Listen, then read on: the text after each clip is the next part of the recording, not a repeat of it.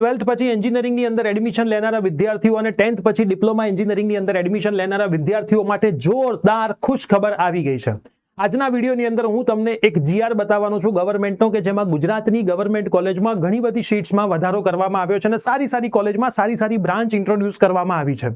અમુક એવી બ્રાન્ચ પણ હતી જે ભરાતી નહોતી, એને એ લોકોએ કેન્સલ કરી અને જે વિદ્યાર્થીઓ એકચ્યુઅલમાં જે બ્રાન્ચમાં આવતા હતા એ બ્રાન્ચમાં સીટ્સમાં વધારો થયો છે, જેથી ગુજરાતના વિદ્યાર્થીઓને એનો લાભ મળી શકે।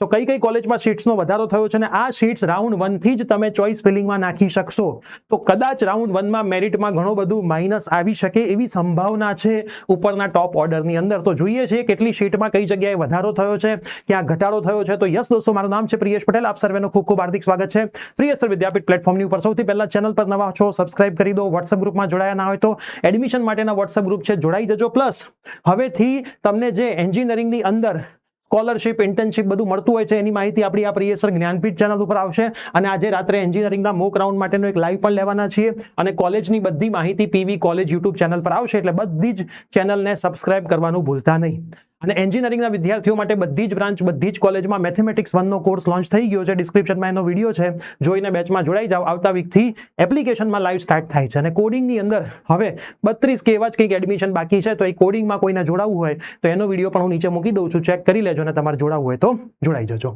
હવે જે ગવર્મેન્ટનો જીઆર આવ્યો છે એને આપણે સમજીએ શાંતિથી, બરાબર। આ ગવર્મેન્ટનો જીઆર છે। હવે આપણે કઈ કઈ કોલેજમાં સીટ્સ વધી છે, તમારે બીજું કંઈ જ નહીં જોવાનું, તમારા છેલ્લી લાઈન જોવાની। ગવર્મેન્ટ એન્જિનિયરિંગ કોલેજ ગાંધીનગર સિવિલની અંદર 150 સીટ થઈ છે, બરાબર, ઈડબ્લ્યુએસ સાથે। પછી ગવર્મેન્ટ એન્જિનિયરિંગ એમાં ઇલેક્ટ્રિકલમાં 150 થઈ ગઈ, આઈટીમાં 150 થઈ ગઈ, મિકેનિકલમાં 150 થઈ ગઈ, એઆઈ અને ડેટા સાયન્સની અંદર 150 સીટ્સ થઈ ગઈ, ઇલેક્ટ્રિકલની અંદર 150, આઈસીની અંદર આ રાજકોટ આવી ગયું છે, બરાબર, આઈસીમાં 113, રાજકોટની અંદર મિકેનિકલમાં 150, ગવર્મેન્ટ રાજકોટમાં આઈટીમાં તો પહેલા હતું જ નહીં 75 આવી ગઈ, એસએસ ગાંધી કમ્પ્યુટર 150 થઈ ગઈ, એસએસ ગાંધી આઈટીમાં 75 થઈ ગઈ, રોબોટિક્સ ઓટોમેશનમાં 75 સીટ્સ થઈ ગઈ। એના પછી તમે થોડાક નીચે જો, અહીંયા પહેલા હતું કશું હતું જ નહીં, બરાબર, જીરો મતલબ હતું જ નહીં, બ્રાન્ચ નવી ઇન્ટ્રોડ્યુસ થઈ છે। આ ફાઇલ હું આપણી એપ્લિકેશનમાં મૂકી દઉં છું, આપણી એપ્લિકેશન તમે ડાઉનલોડ કરશો એટલે તમને માય કોર્સમાં એડમિશન 2026 નો એક કોર્સ મળશે, એમાં તમને આગળ જ દેખાઈ જશે આ નવી એડ કરેલી ફાઇલ, બરાબર, હું એને એડ કરાવડાવી દઉં છું। આઈટીમાં પહેલા કંઈ નહોતું, 75 આવી ગયું, પછી વલસાડ કોલેજમાં પણ સીટ્સ ઇન્ટ્રોડ્યુસ થઈ છે, વલસાડ, પછી એલઈ મોરબીમાં પણ થઈ છે, એલડીમાં કેમિકલમાં 150 થઈ છે, એટલે જેમને કેમિકલ જવું છે એમને તો પહેલો પ્રેફરન્સ એલડી આપવાનો, બીજો વીજીઈસી, જીઈસી ભરૂચ, 3માં જ કામ થઈ જાય। એલડીમાં ઈસીમાં સીટ્સ તમે જો 225 થઈ ગઈ છે, ઇલેક્ટ્રિકલમાં 225, આઈસીની અંદર 150, મિકેનિકલમાં 225, આઈસીટીમાં 150 નહોતી, આઈસીટી બ્રાન્ચ એડ કરી એ લોકોએ, અર્બન પ્લાનિંગ નામની એક બ્રાન્ચ એડ કરી છે, પછી વિશ્વકર્મા કેમિકલમાં 150 સીટ થઈ ગઈ, એટલે કેમિકલના વિદ્યાર્થીઓ માટે હવે બહુ ટેન્શનની વાત નથી, બરાબર। સીએસસી વિથ ડેટા સાયન્સમાં 150 સીટ એ લોકોએ કરી નાખી છે, એટલે પહેલા સીટ્સ હતી જ પણ એમાં એમણે વધારો બી કર્યો, અમુક જગ્યાએ નહોતી એટલે 0-0 હતું, વધી ગઈ। આઈસીટી વિશ્વકર્મામાં 150 થઈ ગઈ, વિશ્વકર્મા આઈટીમાં 150 થઈ ગઈ, મિકેનિકલમાં 150, સિવિલમાં 75, કેમિકલમાં 150, આઈસીટી હતું નહીં, ઇન્ટ્રોડ્યુસ થઈ ગયું। પછી તમે ભાવનગરમાં પણ જુઓ વધારો થઈ ગયો છે ઘણો બધો, ઇલેક્ટ્રિકલ બ્રાન્ચ ઇન્ટ્રોડ્યુસ થઈ ગઈ છે। Gandhinagar government engineering college biomedical, હવે શું છે, બ્રાન્ચ રિડક્શન કરી, મતલબ સીટ્સ ખાલી રહેતી હતી, ભરાતી નહોતી, તો એક ઘટાડો થયો, તો બાયોમેડિકલમાં હવે ફક્ત 75 સીટ્સ રહી, આઈસીટી ગાંધીનગરમાં 75, સિવિલમાં 75, માઇનિંગમાં તો 0 કરી નાખી, બધી સીટો કાઢી નાખી, મિકેનિકલમાં 75 કરી નાખી, બરાબર, પાટણ, પાલનપુર, મોડાસા એનો ડેટા છે। એ જ રીતે જે રિમૂવ થઈ ગઈ છે, જો રાજકોટની અંદર ઓટોમોબાઈલ બંધ કરી દીધું, પછી એસએસ ગાંધીમાં ઇલેક્ટ્રોનિક્સ ને ઇન્સ્ટ્રુમેન્ટ બંધ કરી દીધું, એન્વાયરમેન્ટલ વલસાડમાં બંધ કરી દીધું, ઇન્ડસ્ટ્રીયલ એલઈમાં બંધ થઈ ગયું, પાવર ઇલેક્ટ્રોનિક્સ બંધ, પ્રોડક્શન બંધ, શાંતિલાલમાં સિવિલ 75, આઈસી 0 સીટ્સ કરી નાખી, મિકેનિકલ શાંતિલાલમાં છે તો 38 સીટ કરી નાખી। તો આ છેલ્લું ખાનું તમારે જોવાનું, વધારો ખાસ જોવાનો, ઘટાડો ના જોતા, કેમ કે ઘટાડાવાળી એવી બ્રાન્ચો છે જેમાં તમે આમાંય કદાચ એડમિશન નહોતા લેવાના, અને હવે જેમાં ઘટાડો થયો છે એમાં તમે એડમિશન લેવાના હોય તો 10 વાર વિચાર કરીને લેજો કે ઓલરેડી ગવર્મેન્ટ સીટ્સ ઘટાડી રહી હોય એનો મતલબ એની બહુ વેલ્યુ નથી, લોકોએ સીટ્સ ભરતા નથી, એનો મતલબ એવો નથી કે એમાં કોમ્પિટિશન નથી, બરાબર। કોમ્પિટિશન ક્યારે નથી કે એનું કંઈક તો ફ્યુચર ઓછું હશે એટલે જ કોમ્પિટિશન નહીં હોય, બરાબર। એ જ રીતે જો ફ્રીઝ કરી નાખી છે સીટો, આટલી સીટો ફ્રીઝ થઈ ગઈ છે।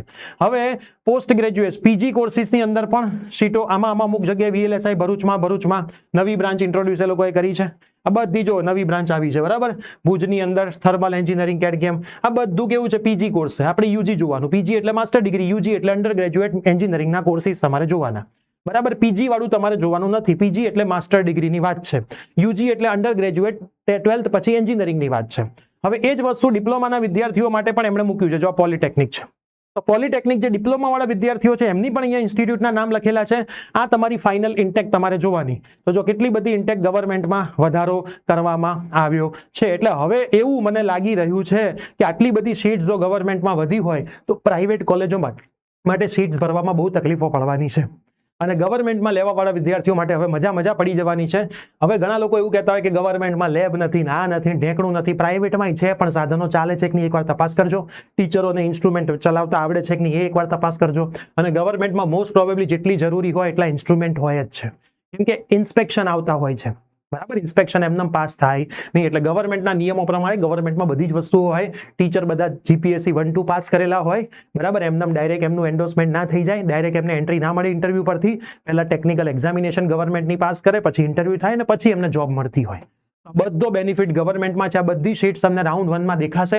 તો થોડુંક ચોઇસ ફિલિંગમાં તમે ચેન્જ કરજો. આજે રાત્રે પણ આપણે આના રિલેટેડ લાઈવ સેશનમાં વાત કરીશું. Priyesh sir Jnanpith YouTube channel પર આપણો આજનો લાઈવ થવાનો છે. બરાબર. આ ચેનલ પર તો સબસ્ક્રાઇબ કરી દેજો. આના રિલેટેડ પણ વાત કરીશું. શું બેનિફિટ થશે એનો પણ તમને વાત કરીશું. ફટાફટથી આ વિડીયો તમારા મિત્રોને શેર કરી દો. કોડિંગ ને મેથ્સ 1માં જોડાવવું હોય તો ડિસ્ક્રિપ્શનમાં બંનેની ડિટેલ્સ છે. એપ્લિકેશનમાં તમને કોર્સ મળી જશે. બાય કરી લો. મળીએ છીએ આવી જ કોઈ નવી અપડેટ સાથે. Bye bye. Take care.